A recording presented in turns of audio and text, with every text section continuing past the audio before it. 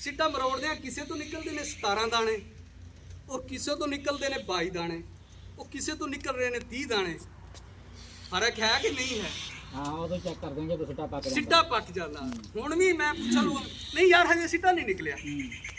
ਉਹ ਬਈ ਸਿੱਟਾ ਤੈਨੂੰ ਪਤਾ ਹੀ ਨਹੀਂ ਹੈ ਸਿੱਟਾ ਉਹਦਾ ਬਣਨਾ ਅਮਲ ਕਿਦੋਂ ਸ਼ੁਰੂ ਹੋ ਜਾਂਦਾ। ਸਮਝ ਰਹੇ ਨਾ ਮੇਰੀ ਗੱਲ ਕਿ ਉਹਦੀ ਅਹਿਮ ਸਟੇਜ ਮੇਰਾ ਭਾਈ 70 ਤੋਂ ਲੈ ਕੇ 90 ਦਿਨ ਦੀ ਹੈ। 70 ਤੋਂ 90 ਦਿਨ ਦੇ ਅਸੀਂ ਅੰਦਰ ਜਿਹੜਾ ਪ੍ਰੋਸੈਸ ਕਰਨਾ ਹੈ ਉਹਦੇ ਸਾਡੇ ਇਹ ਜਿਸ ਤਰ੍ਹਾਂ ਹੈ ਸਿੱਟਾ ਬਣ ਰਿਹਾ ਨਾ, ਇਹਦੀਆਂ ਜਿਹੜੀਆਂ ਗੰਢਾਂ ਬਣਨੀਆਂ, ਜਦੋਂ ਸਿੱਟਾ ਬਣ ਜਾਂਦਾ ਉਦੋਂ ਤੇ ਵਿੱਚ ਦਾਣਾ ਪੈਣਾ ਹੁੰਦਾ।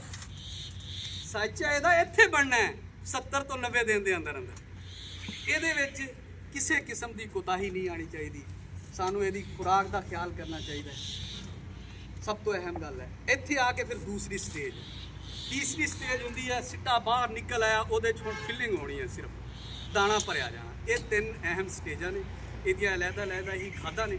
ਤੇ ਮੈਂ ਥੋੜੀ ਜੀ ਰਿਕਵੈਸਟ ਕਰਨ ਵਾਸਤੇ ਆਇਆ ਸੀ। ਹੁਣ ਅਸੀਂ ਇੱਥੇ ਕੀ ਕਰਨਾ, ਇਹ ਜਿਹੜਾ ਹੁਣ ਸਾਡਾ ਇਹ ਫਲੈਗ ਲੀਫ ਹੈ, ਠੀਕ ਹੈ, ਇਹਨੂੰ ਮਹਿਫੂਜ਼ ਕਿਵੇਂ ਕਰਨਾ ਤੇ ਇਹਦੇ ਅੰਦਰ ਤਾਕਤ ਕਿੱਦਾਂ ਕਰਨੀ ਹੈ। ਇਹ 2 ਪ੍ਰੋਡਕਟ ਗੱਲ ਤੋਂ ਵਿੱਚ ਕਰ ਦੂੰ ਕਿ ਮੈਂ ਤਾਂ ਕਹਿੰਦਾ ਤੁਸੀਂ ਹਾਂਜੀ ਮੈਂ ਤਾਂ ਪ੍ਰਕਾਸ਼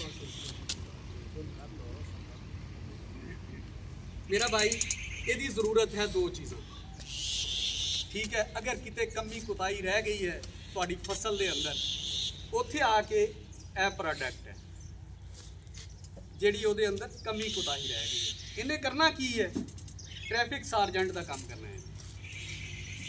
ਚੌਕ ਦੇ ਉੱਤੇ ਟ੍ਰੈਫਿਕ ਵਾਲਾ ਸਾਰਜੈਂਟ ਖੜਾ ਹੁੰਦਾ ਹੈ ਨਾ, ਟ੍ਰੈਫਿਕ ਆ ਰਹੀ ਹੈ ਇਧਰੋਂ ਵੀ ਆ ਰਹੀ ਹੈ ਇਧਰੋਂ ਵੀ ਆ ਰਹੀ ਹੈ, ਉਹਨੇ ਇੱਕ ਸਾਈਡ ਚਲਾਣੀ ਟਾਈਮ ਨਾਲ, ਠੀਕ ਹੈ। ਹੁਣ ਉਹਦੇ ਵਿੱਚ ਕੀ ਹੈ, ਗੱਲ ਕੀ ਹੈ, ਮਤਲਬ ਉਹਦੇ ਜਿਹੜੀ ਕਮੀ ਕੁਤਾਹੀ ਹੈ ਇਹਨੇ ਬਾਕੀ ਚੀਜ਼ਾਂ ਨੂੰ ਬ੍ਰੇਕ ਕਰਨਾ ਔਰ ਸਿਰਫ ਪੌਦੇ ਨੂੰ ਉਹੀ ਪ੍ਰੋਵਾਈਡ ਕਰਨੀ ਹੈ ਜਿਹੜੀ ਪੌਦੇ ਨੂੰ ਜ਼ਰੂਰਤ ਹੈ। ਫਿਰ ਇਹ ਦੂਸਰਾ ਪ੍ਰੋਡਕਟ ਇਹ ਜਵਾੜੀ ਜਿਹੜੀ ਰੱਤੀ ਲੱਗ ਜਾਂਦੀ ਹੈ, ਫਸਲ ਖਰਾਬ ਹੋ ਗਈ, ਦਾਣਾ ਬਣਿਆ, ਦਾਣੇ ਦੇ ਵਿੱਚ ਤਾਕਤ ਹੀ ਕੋਈ ਨਹੀਂ, ਮਤਲਬ ਇਹਨੇ ਤੁਹਾਡੀ ਰੱਤੀ ਤੋਂ ਬਚਾਉਣੀ। ਦੇਖੋ ਕੱਲ ਕਿੰਨਾ ਟੈਂਪਰੇਚਰ ਸੀ, ਅਸੀਂ ਬਾਹਰ ਨਹੀਂ ਸੀ ਨਿਕਲ ਸਕਦੇ, ਅਲਹਮਦੁਲਿਲਾ ਅੱਜ ਧੁੱਪ ਤੇ ਬੈਠੇ। ਮੌਸਮ ਦਾ ਜਿਹੜਾ ਰੱਦੋ ਬਦਲ ਹੈ, ਕਦੀ ਅਪ ਹੋ ਗਿਆ ਕਦੀ ਡਾਊਨ ਹੋ ਗਿਆ, ਉਹਦੇ ਨਾਲ ਤੁਹਾਡੀ ਰਸਟ ਆ ਸਕਦੀ ਹੈ। ਰਸਟ ਆਉਣ ਦੇ ਨਾਲ ਤੁਹਾਡੀ ਪੈਦਾਵਾਰ ਘੱਟ ਆਉਣ ਵਾਲੇ ਵਕਤ ਕਿਸੇ ਨੇ ਨਹੀਂ ਦੇਖਿਆ ਕਿਸੇ ਨੇ ਨਹੀਂ ਦੇਖਿਆ। ਲੇਕਿਨ ਅੱਜ ਉਹਦਾ ਟਾਈਮ ਹੈ ਜਦੋਂ ਬਲੈਕ ਲੀਫ ਨਿਕਲ ਆਉਂਦਾ ਹੈ, ਤੁਸੀਂ ਇਹਦਾ ਸਪਰੇ ਮਾਰੋ। ਇਹ ਦੋਨੋਂ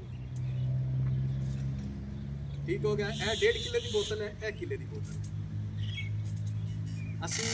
ਮੈਂ ਪਹਿਲੇ ਵੀ ਅਰਜ਼ ਕੀਤਾ ਹੈ ਕਿ ਸਾਡਾ ਮੇਨ ਮਕਸਦ ਦਵਾਈਆਂ ਵੇਚਣਾ ਨਹੀਂ ਹੈ। ਸਾਡਾ ਮੇਨ ਮਕਸਦ ਹੈ ਕਿ ਸਾਡੇ ਨਾਲ ਜਿਹੜਾ ਅਟੈਚ ਬੰਦਾ ਹੈ, ਸਾਡੇ ਨਾਲ ਜਿਹੜਾ ਅਟੈਚ ਜ਼ਿਮੀਂਦਾਰ ਹੈ, ਉਹਨੂੰ ਅਸੀਂ ਇੰਨਾ ਕਿਲਮ ਦੇ ਦਈਏ ਕਿ ਉਹ ਆਪਣੀ ਹਰ ਚੀਜ਼ ਨੂੰ ਸਮਝਣ ਲੱਗ ਜਾਵੇ।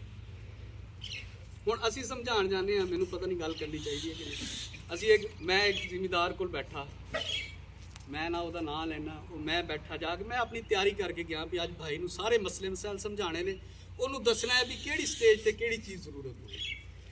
ਮੈਂ ਗਿਆ, ਉਹਦਾ ਨਾਲ ਮੁੰਡਾ ਵੀ ਬੈਠਾ ਸੀ। ਹੁਣ ਮੈਂ ਗੱਲਬਾਤ ਸ਼ੁਰੂ ਕੀਤੀ ਹੈ, ਉਹਦੀ ਮੱਝ ਖੁੱਲ ਗਈ। ਉਹਨੇ ਕਿਹਾ ਉਹ ਛੱਡੇ ਉੱਠ ਮੱਝ ਬੰਨ। ਉਹਨੇ ਕਿਹਾ ਮੇਰੇ ਕੋਲ ਨਹੀਂ ਫੜੀ ਜਾਂਦੀ, ਤੂੰ ਆਪ ਉੱਠ ਕੇ ਬੰਨ। ਹੁਣ ਛੱਡਾ ਡੋਰ ਪਿਆ ਮੱਝ, ਉਹਦਾ ਪਿਓ ਚੱਲ ਗਿਆ ਆਪ। ਉਹਨੇ ਕਿਹਾ ਓਏ ਗਾਲ ਕੱਢ ਕੇ ਇੱਧਰ ਆਏ, ਮੇਰੇ ਕੋਲ ਨਹੀਂ ਫੜੀ ਜਾਂਦੀ। ਮਤਲਬ ਕਿੱਸਾ ਮੁਖਤਸਰ ਇਹ ਆ, ਕਹਿਣ ਦਾ ਮੇਰਾ ਮਕਸਦ ਇਹ ਹੈ ਕਿ ਭਾਈ ਅਸੀਂ ਜਦੋਂ ਜਾਂਦੇ ਹਾਂ ਨਾ, ਅਸੀਂ ਇੱਕ ਮਕਸਦ ਲੈ ਕੇ ਜਾਂਦੇ ਹਾਂ। ਸਾਡਾ ਮਕਸਦ ਦਵਾਈਆਂ ਵੇਚਣਾ ਨਹੀਂ ਹੁੰਦਾ, ਉੱਥੇ ਜਾ ਕੇ ਫਸਲ ਨੂੰ ਚੈੱਕ ਕਰਨਾ, ਉਹਦੇ 'ਚ ਹਾਜ਼ਰ ਮੌਕੇ ਤੇ ਕੀ ਕੰਡੀਸ਼ਨ ਹੈ ਉਹਨੂੰ ਦੇਖਣਾ, ਉਹਦੇ ਮੁਤਾਬਕ ਉਹਦਾ ਹੱਲ ਦੱਸਣਾ ਉਹਨੂੰ। ਇਹ ਹੈ ਸਾਡਾ ਮੇਨ ਮਕਸਦ। ਇਸ ਮਕਸਦ ਦੀ ਖਾਤਰ ਅਸੀਂ ਨਿਕਲੇ ਹੋਏ ਹਾਂ ਮੇਰਾ ਭਾਈ। ਅੱਲਾਹ ਤੁਹਾਡੇ ਤੇ ਸਾਡੇ ਰਿਜ਼ਕ ਦੇ ਅੰਦਰ ਇਜ਼ਾਫੇ ਫਰਮਾਵੇ। ਇਹ ਤਾਂ ਹੋ ਗਈਆਂ ਦੁਨਿਆਵੀ ਗੱਲਾਂ। ਸਾਡਾ 2 ਹੀ ਮਕਸਦ ਸੀ ਗੱਲਬਾਤ ਕਰਨ ਦਾ। ਇੱਕ ਤਾਂ ਤੁਹਾਡੀ ਦੁਨਿਆਵੀ ਕਾਮਯਾਬੀਆਂ, ਤੁਸੀਂ ਆਪਣੀ ਫਸਲਾਂ ਨੂੰ ਕਿਸ ਤਰ੍ਹਾਂ ਕੰਟਰੋਲ ਕਰ ਸਕਦੇ ਹੋ, ਦੂਸਰਾ ਉਖਰਵੀ ਉਹਦੇ ਤੇ ਥੋੜੀਆਂ ਸਸਤੀਆਂ ਵੀ ਕਰਿਆ ਕਰੋ, ਤਾਂ ਸਾਡੀ ਫਸਲ ਹੈ ਨਾ। ਤੁਸੀਂ ਇੱਕ ਵਾਰੀ ਕਰ ਲਈ ਹੈ, ਚੈੱਕ ਕਰ ਲਿਆ ਇਹਨੂੰ, ਇਹਦੀਆਂ ਖਸੂਸੀਅਤ ਦੇਖ ਲਈਆਂ। ਦੂਸਰੀ ਦਫਾ ਤੁਸੀਂ ਲੈਣ ਆਓਗੇ ਨਾ, ਤੁਹਾਨੂੰ 2000 ਦੇ ਵੀ ਮਿਲੇ, ਤੁਸੀਂ ਚੁੱਪ ਕਰਕੇ ਲੈ ਜਾਣੀ।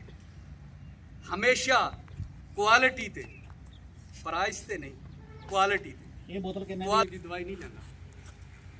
ਇਹ ਹੈ ਸਵਾਲ, ਇਹ ਜਿਹੜੀ ਗੱਲ ਹੈ ਨਾ, ਇਹ ਸਹੀ ਨਹੀਂ ਹੈ। ਔਰ ਦੂਸਰੇ ਨੰਬਰ ਤੇ ਮੈਂ ਜਿਹੜੀ ਇਹ ਗੱਲ ਕਰ ਰਿਹਾ ਕਿ ਹੁਣ ਮੈਂ ਤੁਹਾਨੂੰ ਚੀਜ਼ਾਂ ਦੱਸੀਆਂ ਨੇ। ਪਹਿਲੇ ਨੰਬਰ ਦੇ ਉੱਤੇ ਕਿ ਉਹ ਜਿਹੜੀ ਸਾਡੀ ਸਟੇਜ ਸੀ ਉਹ ਗਈ ਹੈ ਗੁਜ਼ਰ। ਹੁਣ ਹੈ ਇਹ ਸਟੇਜ ਬੂਟਿੰਗ ਸਟੇਜ, ਗੋਭ ਬਣ ਰਹੀ ਹੈ, ਗੋਭ ਦੀ ਤਿਆਰੀ। ਗੋਭ ਦੀ ਤਿਆਰੀ ਦੇ ਉੱਤੇ ਇਹ ਦੋ ਪ੍ਰੋਡਕਟ ਹੈ। ਇਹ ਕਿਉਂ ਕਰਨੇ ਨੇ ਕਿ ਮੈਂ ਤੁਹਾਨੂੰ ਦੱਸ ਕੇ ਗਿਆ। ਇਹ ਸਪਰੇ ਸਿੱਟਾ ਵੀ ਤਿਆਰ ਹੋ ਗਿਆ, ਹੁਣ ਉਹਦੇ ਦਾਣਾ ਭਰਨਾ ਹੈ। ਉਹਦੇ ਬਾਰੇ ਮੈਂ ਹੁਣ ਦਾਵਤ ਦੇਣਾ ਨੌਜਵਾਨ ਵੜੈਚ ਸਾਹਿਬ ਨੂੰ ਆਉਣ